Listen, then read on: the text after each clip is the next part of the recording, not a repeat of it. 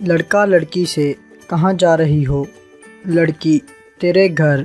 लड़का मैं भी आता हूँ। लड़की मैं आंटी को कहूँगी कि भाई लड़कियों को छेड़ता है। लड़का जानू हमारे प्यार के बारे में किसी को मत बताना।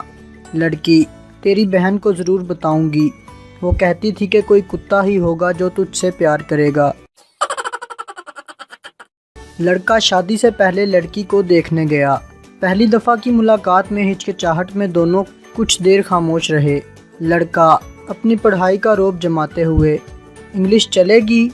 लड़की शर्माते हुए, अगर सोडा साथ हो तो देसी भी चलेगी। लड़की लड़के से, हम कई सालों से मोहब्बत कर रहे हैं और मैं समझती हूँ अब हमें शादी कर लेनी चाहिए। लड़का मगर डार्लिंग ये भी सोचो, अब हमसे शादी करेगा कौन? लड़की चांद कहाँ है? मंगेतर मेरे सामने।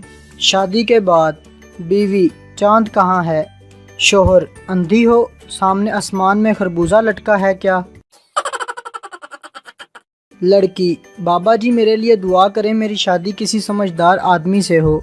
बाबा जी घर चली जा बेटी, समझदार आदमी कभी शादी नहीं करता। लड़का लड़की से, दिल करता है तेरी जुल्फ़ों से खेलूं। लड़की अपनी विग उतार कर लड़के को दे देती है और कहती है सुबह टाइम से दे देना, कॉलेज भी जाना है। वीडियो देखने का शुक्रिया।